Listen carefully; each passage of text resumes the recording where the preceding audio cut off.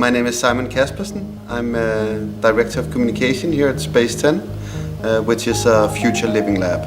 It's a place where we bring some of the brightest people from all over the world to actually explore how can we create a better and more sustainable future, basically. For us at Space10, we've been really interested in the future of food. We know that we need to have 70% more food within the next 35 years, according to the UN. And 80% of the land that is suitable for farming is already in use. So as human beings, we are forced to find new ways to produce food. And one of the options is actually producing food much closer to consumption. That means in cities. At the same time, we know that people are flocking to the cities. In not that many years, we're going to live 70% of the world's population in cities, which means that we need to rethink the entire way of how we produce food. And one option is to actually produce food near to consumption in cities where we live as part of our lives. So that was what triggered the whole idea. Then we started doing a lot of research in our basement, seeing how can we build hydroponic farms that can produce food much more efficiently, but also organically with a high nutritional value. And then, for this to actually happen, we need to spark conversations around this topic. So one way was to actually produce an urban farm in like a beautiful design together with two amazing architects here from Copenhagen to actually sort of involve and engage people in this conversation, because it's a conversation we all need to have with each other. How do we actually gonna be able to feed ourselves in the future? At Space10, what we look into is saying, okay, how can we create a better and more sustainable life for the many people?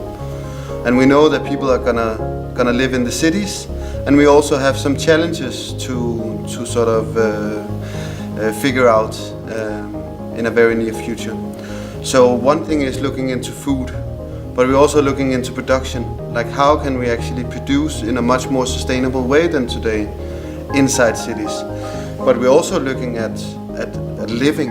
Like how are we actually gonna design our cities in a way that is much more aligned with what people dream of, what they want from their life, what is a meaningful life.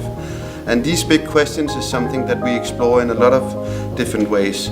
So, the urban farm, the grow room, sort of combines two of our labs, which is the future of food, together with the food producing architecture.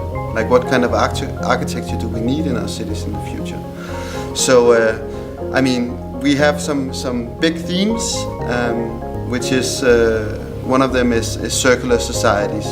How do we actually create societies that are completely circular, where we don't produce waste, where we actually create green energy to power everything, and create cities that are actually nice to live in. That is sort of the overall theme, and then we break it down into smaller labs. Because it's a big elephant. I think what is really interesting with the grow room is, on one hand, we look at the future food. How are we gonna get healthy, sustainable food in our cities? Another thing is the future of production. How the way we produce today, our things, everything around us, our clothes, it's very unsustainable and very similar to the way we produce food. We produce a massive scale, far away. We ship products, food, everything around the world in this classical industrial model that has been great for human beings. The only challenge is that we cannot continue like this. So for example, with the grow room, one thing is to produce food locally. Another thing is that how can we actually make locally productive, globally connected, self-sufficient cities? So with the grow room, one thing is we give a solution for producing food in cities. Another thing is, instead of creating it here in Copenhagen and shipping it around the world, we say, okay, how can we just make the information travel? So what we're doing now is making it completely open source. People from Seoul to Toronto can actually just download it and produce it locally with local materials, hopefully with sustainable materials, so we don't have to ship our products all around the world. So this just becomes like a symbol of some of the ideas that we are exploring, and actually putting the sign up for grasp, which means that people can make local solutions if they needed to go bigger, smaller, if they want to change something, if they want to use other materials. And actually my big dream is to see it in a lot of different ways, in a lot of different cities. That is the big dream from here on out. Mobility is crucial. Like, infrastructure is going to be one of our biggest challenges in a very near future. Because of urbanization, everybody's moving into cities. We need to find ways to actually create cities where we can get around. So one thing is how we design our cities in a way that is where we create environments that are nice to be in.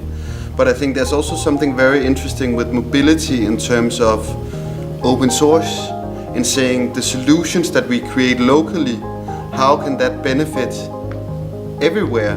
And the mobility of the internet, the infrastructure that creates, what empowerment we are experiencing. It's no longer just the corporations and the governments who are making solutions. It's people. People are in power. We are connected all over. We can learn from each other. We can share knowledge. We can share ideas, and we can build locally. And I think that is the big revolution that we're experiencing now, in both in mobility, but actually in all part of our lives. When it comes to this very concretely, with the grow room and mobility, I mean, of course, this is a self-assembly piece. It can pop up anywhere, and it can be taken down again very easily. And I think what is going to happen in our cities is we actually have one generation to build the city that everybody's going to live in. I mean, every second month from now on, we are going to build a city the size of New York to actually accommodate all the people moving to the cities. I mean, within a very few decades, 70% of human beings are going to live in cities. That means we have one generation to actually build those cities. So we have to be very smart about thinking about what kind of cities do we actually want to live in, and how can we maybe create cities in a more modular way that changes to people's needs and dreams, so we don't create these nightmare cities that are not pleasant to be in.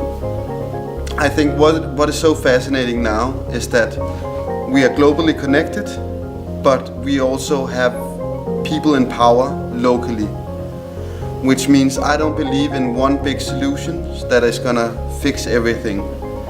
The big solution is gonna be the sum of all the small initiatives, and I think the grow room is a good symbol of that. A local solution made in Copenhagen, but then it's connected to the rest of the world, where people can then take it down from the internet, maybe improve it, make their local solution, and inspire people there. Because I think the solutions are gonna be local solutions. We are gonna fix it in smaller societies. It's not gonna be these big solutions anymore. So I think that the internet enables us to learn from each other, to improve each other's solutions, but the solutions are going to be made locally for the local community. And I think that is the interesting part, how we do the solutions locally, but that we can learn on a global level from each other. Then on top of that, a really interesting movement happening now is when it comes to food, that we're also trying to see how can we become more self-sufficient with food, that we start actually, like there has been this long tradition of honoring the French kitchen, or you know, to be inspired by Asian food. And I think to take that inspiration, but say now we're gonna use local produce, that we're actually gonna use what we can find right outside our cities or right in our cities.